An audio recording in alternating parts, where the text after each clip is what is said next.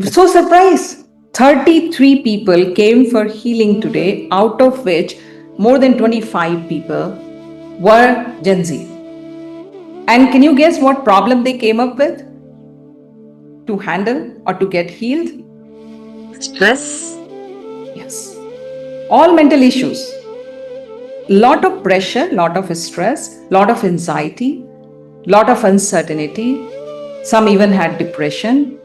Some had relationship issues. We have Ruchi in front of us. We all know that Ruchi has been the brain behind this IWC and the heart behind we all healers who are there in IWC. Her inspiring words, her guiding answers, her consistency in doing her practices has inspired we all to become what we are today.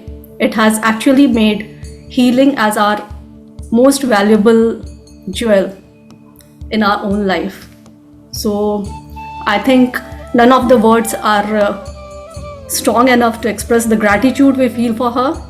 So let us just get into this golden moments of Ruchi's words and the wisdom she is imparting for us.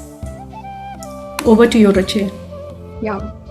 Namaste everyone, and Prama, thank you with such a lovely welcome. I was not expecting that. So No, it just came out of my heart. yeah. You all have already seen the topic, right? The topic is about our children. Now, before we move forward, I have a question for you. What do you think is the most important relationship in our life which has a very, very strong karmic connection? Forget about spouses, just keeping that aside. Apart from that, what relationship you think has very strong impact or karmic connection? That kids and parents.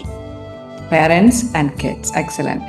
So one generation up, so our past, our future, from where we have come and how we are being carried forward. Those are the relationships through which we are very, very strongly karmically connected, which also means that these relations, whatever is going on in these relations, also has a very strong impact on us in all aspects of our life. Our peace of mind, how we live, everything is actually sort of connected with them. Now, I think more or less every one of you have children, yes, of different ages, of course. So, a question, how many of you have sent their children to school? Stupid question. What is Ruchi asking? I mean, in these days, why is she asking, have you sent your children to school? Of course, all of us have sent children to school. Now, how many of you have sent your children to coaching, extra coachings, and or plan to? Yes? Yes? Okay, quite a few. Right, great. Now the $1 million question. Did the child always enjoy it? No? Right? The child did not enjoy it. So, most of the kids, all of us, I mean, we were also kids. Just think about your own selves. Then you will be able to answer the same question again. There were times when we really didn't like. We didn't like to study. There are times when you don't like the exams. Most of the time, actually. Especially the younger ones, they don't like that. Even the grown-ups, they keep questioning, why these exams are necessary? Why do I have to go for the exams? Okay, learning is fine. But why exams? Isn't it? Especially the growing age. How many kids actually like to study and compromise their playtime and, all other activities they would love to do, which they are not made to do because they have to study? Hardly any child. You're very lucky if you have any such child. Maybe I'm not sure if you're lucky or not lucky, but at least you have peace of mind that you don't have to push them. But the big question is, how did you still manage to send them to school? How did you still manage to get them to study? how did you still manage to give them to write exam? Somewhere we force them that you have to do this, and this is what everybody does, and this is what you're supposed to do. A sort of compulsion. Compulsion. So, best way, we try to make them understand the importance of study. We say these days, be friend of your children, be polite to them, don't push them. So we try that first, all of us. Then some of us even try to bribe them. If you pass the exam with these many marks, you get this. If you do this, you will get that. Isn't it? We all have done that. At some point or other, bribe them so that they have some motivation to write the exam. They have some motivation to study. If they don't listen, then what next we do? Induce fear in them. If you don't study, you know what you're going to do. I'm going to buy a chai ka thela for you on the stall, and that's what you're going to work on. Right? Or I have even heard the funniest statement. Maybe you guys also heard some parents saying, "Bartan majne padenge if you don't study." So this is like inducing fear. If you don't study, that's it. You are doomed. So we have tried absolutely everything, whatever was possible in our capacity to make sure that they study. And we succeeded. Right? So a big applause for that to all of us. That we managed to do it. I'm not saying that is wrong. I am just trying to make you aware of the process that you all have gone through when it came to your children studying or going through. I mean, some of us have already pushed our children to a stage where we can say that, okay, now they can take care of themselves. But we pushed them, we told them, we have been through these steps in some or other form at some stage. So, what I say, if I have to say in Hindi, Sam, Dam, Dand, Bhed.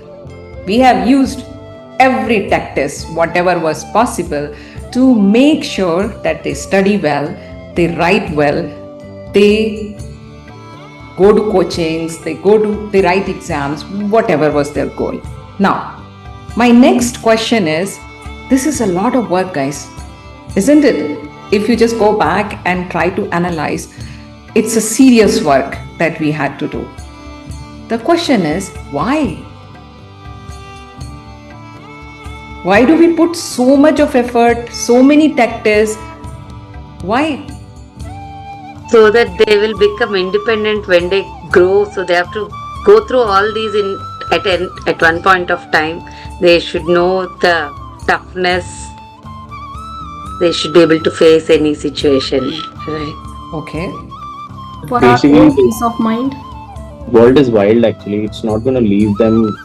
They'll get bullied, they'll not get a space. So to prepare them for the actual world, I think this is the only way out for now. Honestly, Gaurav, those who have not studied much, they can face world much better. One thing that you guys are missing, which you have to realize why you are doing this, because every parent wants to see their children happy at every stage of life. Be it an infant when the child was born, or when they started moving around, crawling, when they started to go to school, when they graduated, when they got a job, when they got married. You want everything best for them. I mean, even after that, isn't it? You want them to be happy in their life. As of now, we associate happiness with money. That is why we feel that if they are not poor, they are happy. They are going to be happy. Right? So, Bhargavi in one way was right when she said this is the only way we know. Because we think that the money will make them happy. And there is nothing wrong in it. We are not against money. We need money. It is to some extent true. But the point that I am trying to make is, you use all techniques to persuade them to complete their studies, to do well, to have excellent education, to get married and settle down. Why? Because you think it's a priority. It's a priority because you think that this is going to bring them happiness. So the underneath emotion or thought that every person, every parent has it, the happiness of their child. The underlying belief is good education translates to happy future. And because of this belief, we are pushing it to any level, whatever is possible within our means. No? Every parent is working hard in all ways, money wise, putting your savings, giving them best, emotion wise, thought wise, trying everything best that can be done to make sure that they have a happy future. The problem is, are they really getting a happy future out of it? We just come out of this healing camp today, and this was in a row, third offline healing camp. And to tell you, before the COVID situation, we used to have healing camps, free healing camps, where people will come, they'll get healed, they'll talk and all. So before this era, let's say 10-15 years back, people who would come for the healing were like, slightly 40 plus kind of people, 40 plus, 50 plus, who would come for their body pains, for back pain, for headaches, migraines, for digestion issues, like those kind of problems. Can you guess in past 3 offline healing camps which we have conducted in recent months, what kind of cases we would have got? Mostly Gen Z. Gen Z. You are absolutely right. So surprised. 33 people came for healing today, out of which more than 25 people were Gen Z. And can you guess what problem they came up with to handle or to get healed? Stress. Yes. All mental issues, mental health as they call it. So, lot of pressure, lot of stress, lot of anxiety, lot of uncertainty. Some even had depression, some had relationship issues. This is where we are leading. The education is improved. These are all well-educated kids who came. Even more surprising, most of them either becoming computer engineers or are already computer engineers and working in the IT industry, the young ones. So most of them are already settled. What are they missing? Emotionally, they are very weak. They get immediately, the change. All these factors. But the major issue is, can we change these factors? The answer is no. You cannot change the stressed environment. You cannot change the competitive environment. You cannot change whatever is going on currently with relationships, because each individual is becoming more individual. The relationship issues were always there, but then individuality was kept aside and people would reconcile. But now every individual is an individual. You cannot change that. So when you cannot change all these, what is the solution? The solution is to equip them with tools and techniques which will help them in developing what is called as emotional resilience and the sense of containment. And this is a very, very important aspect. If you ask me, this is probably even more important than focus on the education. At least equal. I completely agree, Jay. Yeah. Yes. The kind of issues that we have already discussed, you guys already brought that on table. I'm just listing them, like the ability to handle pressure and stress. Because as I said, you cannot reduce the stress, you cannot reduce the pressure. It's going to only build up more and more because they are becoming more ambitious, and ambitions are good. They are part and parcel of growth. As we grow as a society, there is going to be more pressure, there is going to be more stress. Then the lack of ability to accept and let go. Very difficult. If there is any change, no, why is this? Why do I have to do it like this? Why do I have to do like that? There is very, very minimal acceptance now and the ability to just let go. Okay, hota hai. Our generation was still better. ठीक है, चलता है. So, Ability to cope up with life challenges, as Gaurav already said. Most of the kids now are growing up in the households which are more capable than they were earlier. Every kid has their own room. Every kid has some of the kids even have their own cars and chauffeur. So no, it's going to a next level. And if that happens, they are not street smart. They don't know how to handle or cope up with life challenges, unexpected things that might come up on the way as they move forward.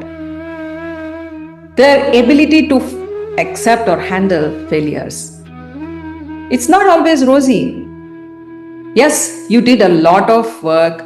You prepared for an exam. You did put hard work. But can you guarantee that it will actually give you what you wanted? No, because everybody else also has put in a lot of hard work. It's always comparative.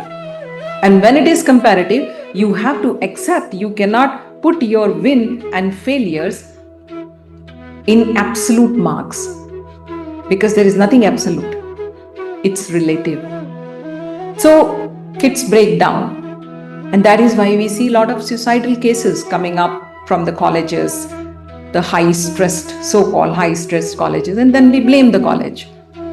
We blame that there is too much pressure put on the kids. Is it really the college that is putting pressure? The answer is no. The number of people who used to take the entrance exams 10 years back versus now, there is a huge difference. And out of these number of people who are prepared, who are appearing in the exam, the number of people who are well prepared, who have been preparing since their 9th grade for an exam which is to be done, which is going to be after 12th, all of them are like that. So how do you decide? You cannot. You have to accept that people can be better than you. People can be prepared better than you. But that is missing because they have put in so much of effort. So they want the return for that. So ability to handle failures, ability to handle expectations, ability to adapt, all these things are becoming more and more difficult for children. These are not developing. And unfortunately, the demand of the time is you must have all this. Do you agree? And it's going to be worse. This is a definition of growth. When there is growth, these things happen. The good approach is equip them with tools and techniques which will help them to cope up with all this. And that is exactly what we did our son. So I want to take his example, not to praise him. No, when I talk about my experiences, they are authentic because this is something that we have gone through. This is something that we have validated. So we have the right to talk about it. So we equipped him with tools and techniques which help him cope up with the stress of whether it is his entrance exam or now it is his engineering exam, and even before that, even in the school. Many of you have met him, right? You have interacted with him. You know how cool he is. He's equally cool even today. So that is mainly because of his training. And what is the training? The Tehe training, the knowledge and application of the energy healing. At very early age, he took up the workshop. As soon as he was of the age, he took up the workshops and he started applying the techniques. These are very, very important techniques. You don't expect them to sit and do the healing, This is not what I'm talking of. You have to see energy beyond that. There are many hidden gems which help you in going forward with your life, which you yourself might have used but not realized that you have been actually using them. Like, for example, law of karma. If from an early age a child is very aware of law of karma, then what decisions they make, they'll be wholesome. Acceptance automatically comes. Sometimes something goes wrong and he'll say, my karma is coming back. I know I did this long back. So I was expecting one day it is going to happen. So that acceptance comes because you know what goes around comes back. And doing wrong is prevented. They are capable of taking right decisions in their life. And from there comes forgiveness, detaching themselves. Life doesn't go as you want it to be always. There will always be situations where they will get hurt. They'll meet people who may not be exactly how they expected them to be. So what do you do in those times? They come to you, Mummy, this is what has happened, and they start crying, or Papa, this has happened, and they start crying and say, yes, beta, shit happens. Or teach them. You have to forgive, let go, move on. So from very early age, the concept of forgiveness is inculcated in their system, which helps them in letting go easily. And trust me, letting go is the biggest gift a person can have. You know, we call them easygoing. This person is easygoing. Have you heard this statement? Do you like these easygoing people?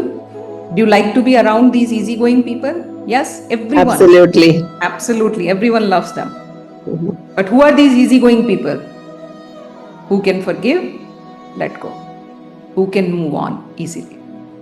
They are happy themselves also, and they make others also happy. So these teachings get embedded in their system from the very beginning. The excellent breathing techniques, like again, I'll take his example because, as I said, that's the most authentic I can tell you.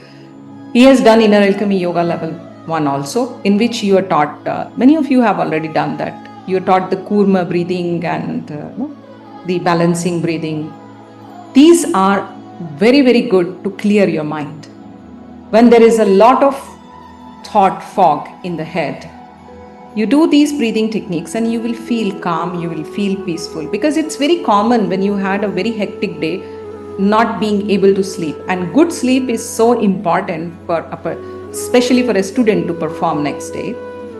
How do you give them that good sleep? You give these techniques. Now you cannot keep doing healing all the time for them. So what he does, he just does his breathing exercises and then he sleeps peacefully. I tell him often, no, even if someone comes and beats the drums, you'll not wake up. He sleeps like that. And it's not that he sleeps like that always. When he has to wake up in the morning for his exams or classes, he's not on time. So he uses breathing techniques to clear his head. Then wellness meditation, because he has understood the importance of meditation, not just clearing his head, but by shaping his luck. Okay? He has done Kriya Siddhi also. So what he did during his entrance exams, he started blessing. He started blessing the kind of college, the kind of environment, the kind of stream he wanted to. He of course used some of the Kriya Siddhi techniques also, but even with simple wellness meditation, he was blessing every single day. He would meditate and bless. Now from the busy schedule, taking 20 minutes or 21 minutes out is worth. That is what he always said. It's worth. So he would do. Even today, even in the hostel, he does that. Maybe not every day, but he does that. Especially whenever he thinks that he needs it the most, he'll do it. So what I wanted to tell you, his experience, this Manipal Institute, we had heard about it, but somehow it was not in our head that he should apply for it. Neither it was in his head. He had not heard about it at all. And he was just doing his preparation and watching some YouTube videos one day. And suddenly a nice video popped up about this Manipal Institute of Technology and what all they're doing, their interviews and all that. And the moment he saw that picture, he said, wow, this is what I have been visualizing. This is the kind of college I was visualizing in my meditation. And this was the day the entrance applications were closing. So I said, okay, if you want, just fill the application now because it's closing now. He filled the application. He went without much preparation for this exam and he was selected in the stream which he wanted. You know, this is how you manifest things from very early age. When you know that these small bits, these 10-15 minutes of your everyday practices are adding to your amazing results, they really start applying it. Instead of, just 12 hours sitting in front of the screen and trying to put everything inside your head. That is one part of it, but that is not sufficient. Alone, that is not sufficient. So he manifested his dream college. The other techniques, like those who have done IAYL2, the blue gloves technique, which help you releasing negative thoughts, negative emotions. Like one of the students, he did this for communication. Even Soham sometimes uses this. Whenever he has to go and talk to many people, give a speech, it's natural for you to get nervous.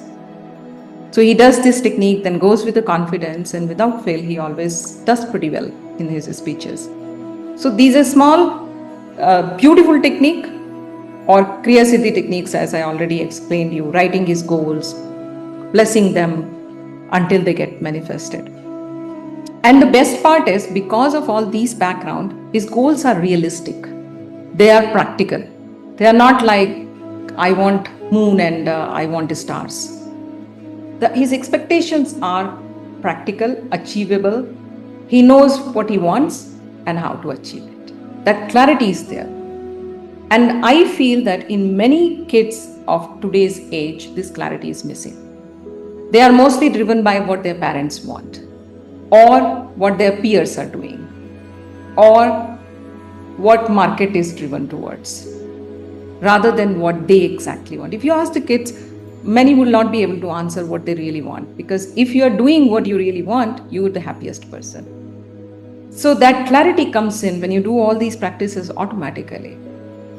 And the healing techniques, fantastic. He was always brought up on healing. He was hardly taken to any doctors, and even today he had an insurance of, I think, some few lakhs in the Manipal hospital there, and he was saying, Mom, this is going to be wasted for me, because I'll not go there ever. The hospital there is Kasturba Hospital is well known for its infrastructure. It is like a 5-star hotel. So his friends go, and he says, I went with them just to see how the hospital looks. So he's never been to hospitals. We have a parents group. There are almost many hundreds of parents in that group. And you won't believe, if I had to share 1 or 2 messages with you, you'll laugh. All of the messages are like literal panic messages. Cough, cold, kya kare? Fever, what do I do? Or stomach upset, oh my God, which antibiotic will help? How do I send them to hospital? All these messages full of all this kind of flow. And we happily sitting here, it's not that he never falls sick, but he can sense when he's about to fall sick, because his awareness towards energies is very high. So he will say, Mom, I think I'm going to come down with sickness. I feel something in my throat. That's it. We do the healing. Or if at night it is happening, he also does some self-healing. He knows what oils to apply. He just applies the oils. And that's it. In 1 or 2 days, he's up and running. So never bunking his classes because he is sick. Self-healing is empowering. You guys have experienced it already. That's why you all are sitting here. But won't you want your children to experience it? You cannot be there for them forever. So many techniques. I've just listed few because, otherwise it will get boring. But there are so many techniques which I call as lifesavers, which are not really just healing, but a lot more than that. The understanding of the energy itself transforms. Now you might say, or many of the parents actually say, see, I want my child to do this course, but they don't listen to me. How many of you come under that category? None? Only one. So you did not even make an effort for them to do the course. You are in the first category. Age limit, like to start? 13 is 13. The... See, as a parent, as I said, like kids don't believe in study also. What we make them study. You have to understand that as a parent, you have the power. It's just that somewhere deep down, you don't believe in it. You yourself don't believe in it. And I don't blame you also. It's an age-old kind of concept that is seeped into us, If our child goes into spirituality, they'll take sannyas and they'll run away. No, this is what was told to us. So we always felt that now younger you should not go. It's only for the old age. But trust me, it has reversed now. Now, as a parent also, before I close, I want to give you 3 tips. That as a parent, this complaint that my child is not listening to me, how do you conquer that or counter that? The first principle is be a role model. Children absorb. They are like a sponge. What they see you doing, they will eventually pick up. So be a role model. That's the first principle. Second principle, use your heart chakra, not your solar plexus. When we tell something to our children, we usually tell out of frustration, out of irritation, out of anger. All these are solar plexus. Try telling them something out of love and they'll listen to you. So always, before you talk to them, always ask yourself, where is my focus? Is it really out of love that I'm telling them? Or is it my frustration, my anger, my expectation, my irritation because of which I'm telling them to do something? The moment you do it with your solar plexus, you will only going to get rejection and fight and conflict. The day you can switch to your heart, trust me, that's the day when they will start listening to you. And third, have a stronger Agya chakra. Remember, your children, evolution point of view, your children are a more evolved soul than you. This goes by default for average. Okay?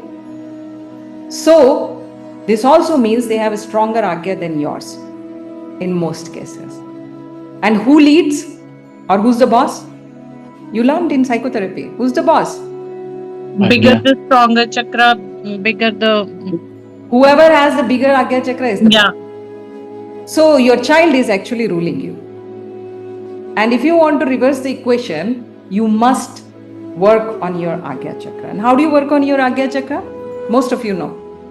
Raj Yoga Dhyan. That's the best meditation to actually enhance the power of your Agya chakra. And the more it enhances, more you will be able to convince people, not rule people, but convince people, because we also activate the heart. When these two combine, you become irresistible. Then you will see people listening to you. Then you will see they changing. Then you will not say that I want them to do it, but they are not ready to do it. So work has already started. You have already started working on your heart chakra. Start working on Agya also. Make it bigger. This is the best gift that you can give to your children. Not just their studies, but along with them, equip them with the tools and techniques that will help them go along with the challenges of their lives. That's all I wanted to share with you guys. So, thank you for listening. If you have any questions, I don't think we have time left for that. But you can write in the WhatsApp group and I'll answer. So, thank you all. Thank you so much. And, Yeah, thank you so much, Ruchi. That was so much insightful and so helpful for because children are the most precious thing. We all want them to be happy, and these are some very easy way of making them happy. Being a role model, I believe in that. So that comes the first, and then things are going to follow, right?